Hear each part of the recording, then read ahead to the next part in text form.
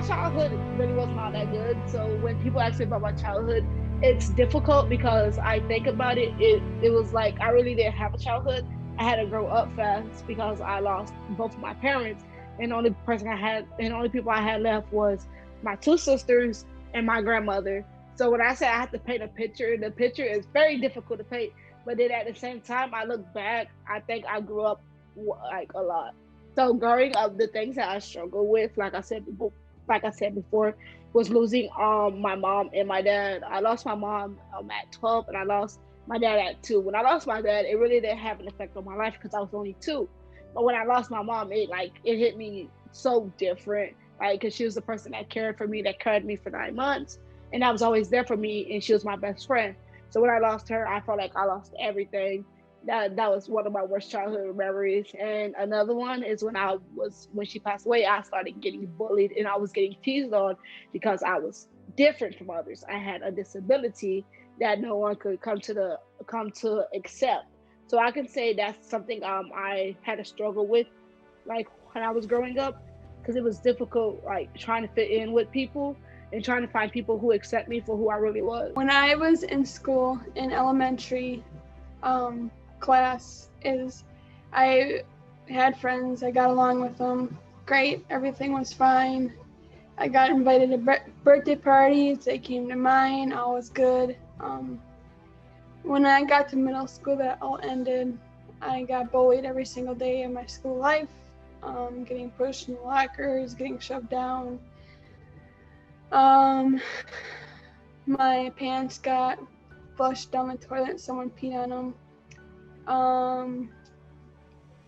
And it went from getting teased and bullied every day, getting color retarded, to getting bullied by my special education teacher.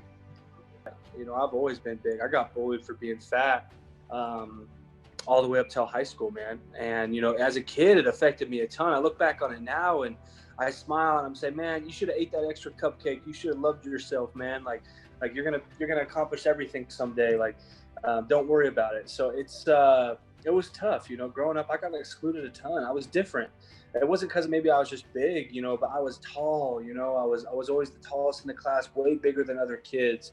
And I went home crying a ton for being called fat. It was a really big thing for me, a really big insecurity, and something I was self-conscious about growing up a lot. Being a person of color, it's you see things and feel things that kind of like you can only be if you're inside looking out, that you can describe it. But if you're outside looking in, you like sometimes you're like, oh, you're probably just being paranoid, or it wasn't like that, or just probably wasn't your day. But there's a feeling and a switch that you feel like being Black and inside looking out. And for me, it was in this particular situation on this basketball team, and all the players were white, assistant coaches were white, and there was one. Actually, there's 2 spots left in the team, and one of the kids, it was me, a Hispanic kid, and then 3 white kids, I'll just speak for my friend Richard. He was Hispanic. He was a better basketball player than I was. And he actually was like, I'm talking about hundreds leaps and bounds better than everybody else out on the floor. And then I would say I was hands down the best like big man that they had out of us trying out. But at the end of the tryout, without any like talking or, hey, this is why, hey, get better at this, me and Richard were dismissed, and they actually ended up keeping the 2 kids plus the third white kid when there's only 2 roster spots left. And it was senseless. It was truly senseless. And it was one of those things where it's like the way we gauge it is, at least the terms I try to put in perspective for people to understand is I say, okay, if me and Richard would have had the same tryout that we had for that same situation, same everything, hey, just come in and show us what you got. If we were blonde haired and blue eyed, would things would have been any different? Would the situation have changed at all? Would we be on the team? Would we got talked to? Would something be different? And the answer to that question was 100% yes. And in that exchange there, that's like racism. That's you're judging me without even knowing anything about me. Your gloves are weighted, and it's not even that you're judging me for, in this case, for the best basketball player who can help my team win. It's solely based on your preconceived notions of who I am as a person just based on my skin color. I was the only African American in the classroom. And it was hard being the only African American, because then you'll start hearing like my classmates, they started talking Spanish. And like I knew they were talking about me because they would look directly at me. And it really did hurt, because I'm like, I'm the only African American in this classroom. It's not right. And then one day, like the boy, he literally said, like, he called me the N-word, and I was like, what?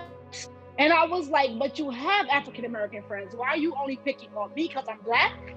And then it's like, I had to do something about it. I told the principal, she just gave him a warning, but it kept happening and happening to the point where I had to stand up for myself, and I had to let him know, hey, I belong in the United States just like you. I was like, and we're all here just to get along. But when you're picking on me and like calling me out my names and stuff, this is not cool. I am a human just like you are. You know, it's a world where you think that there's really two sides, right? And I think that out of all 25 years I've been alive, from what I can remember, I've never felt it more than now, that there's two sides in this world. And I don't like that. You know, I think one thing we need to do better is, it sounds cheesy, but love each other. Like, holy cow. Right now, just the way with this crazy country is right now, everybody just needs to work as one.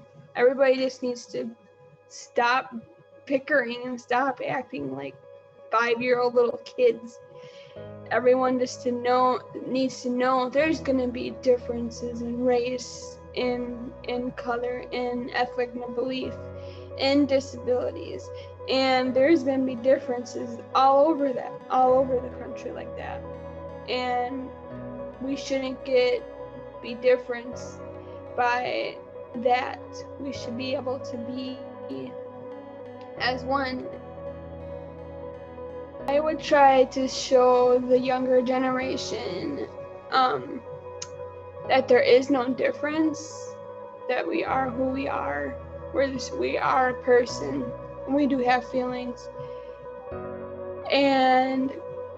But we do at the same time have differences. We have challenges, and they just, have to help us with that. And it's okay to do that. You're not gonna get made fun of. That's the stereotype that everybody's afraid of. Like, if a person without an intellectual disability helps someone with a disability, they're gonna get made fun of. They're gonna get made fun of harsher than a person with a disability. I was at one of the lowest points in my life. I'm just starting to get over the death of my mother. I tried to commit suicide. I tried to to cut my wrist. I was just going through all this, just, like, suffering with depression and anxiety. That was all just going on with me. And like, I needed that special, like, I needed somebody to say, hey, you're welcome. I love you. You feel accepted. I'm here for you. And so my oldest sister, Katrina, who also has a disability, she was involved with Special Olympics first. And I went to the first practice for bowling. And like, I had the worst attitude ever. Like, I would get so mad when I would go inside the gutter. Like, it was just terrible. And then it's like, that's when I met Miss Stevenson. And she was like, you're never going to go anywhere with that attitude. You have to change it. And so then she introduced me to Loretta Claiborne. And after I heard that story from Loretta Claiborne, it changed everything. It's like, I wanted to become a better person. I wanted to do the things she did, but I want to do it better. Like, I wanted to show young people that they had that voice, and that they should allow people to determine whether they're allowed or accepted in this world. So I felt like Special Olympics, it came in at a time when I needed them the most. I first got involved with Special Olympics whenever I got to college.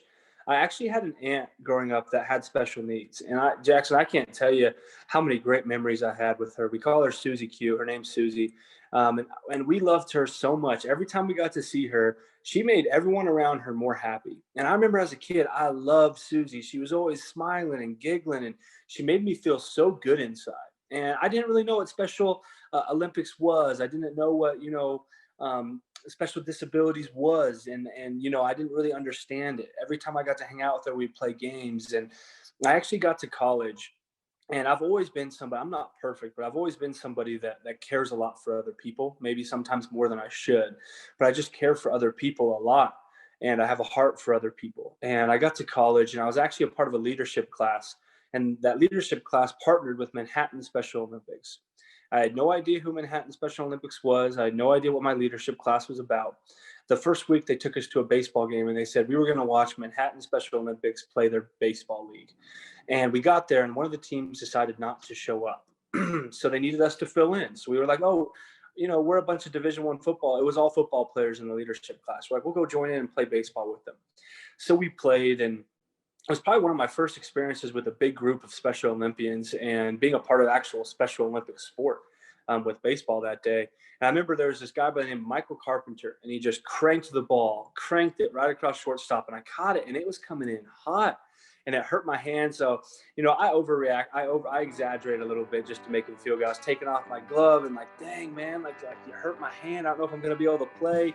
And he thought it was so cool that he hit big Dalton Risner, offensive lineman for Kansas State's hand. He thought it was so cool that he hurt me.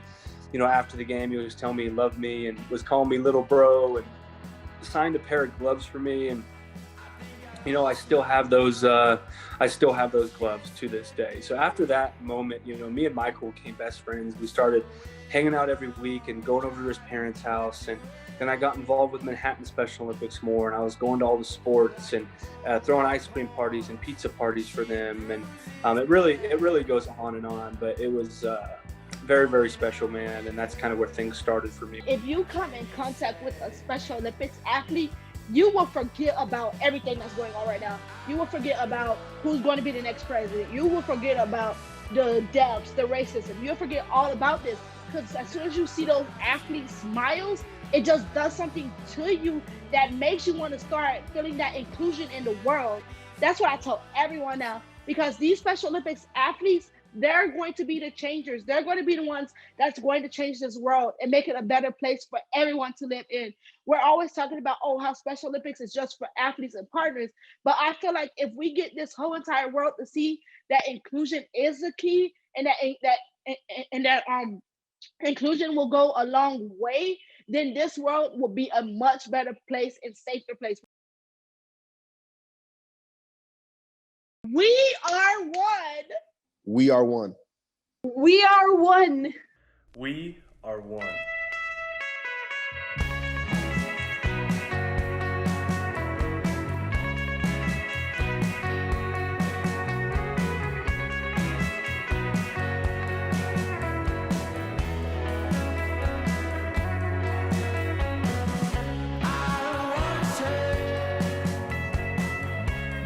And then the last thing I'm gonna ask for you to do, all the participants hate me for this, but I need you. No, I will not. I will not. Trust me. Jackson's not right here talking to me. I need you to look straight into the camera with your most positive, enthusiastic voice ever. I want you to say, "We are one." Just looking straight at the camera. Okay, you got to give me an example first, so I'll feel better after you do it. All right. Okay, so. But you got to be better. You got to enter your Denzel mode right now, because I'm watching you. I need to stretch a little bit. There you go. Wake it up. Yep. Okay. We are one.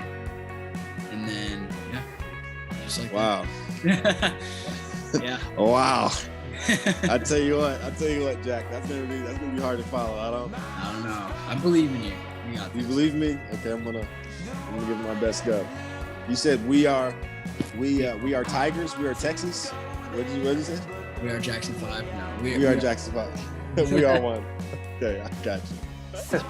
It's been a long long process for making all this stuff, but I'm just excited to get on moving and all that. But yeah, nothing good comes easy, man. You know when something's making you work hard, and when something's tough and taking a while, you know it's gonna pay off, dude. So I'm gonna help you in any way I can.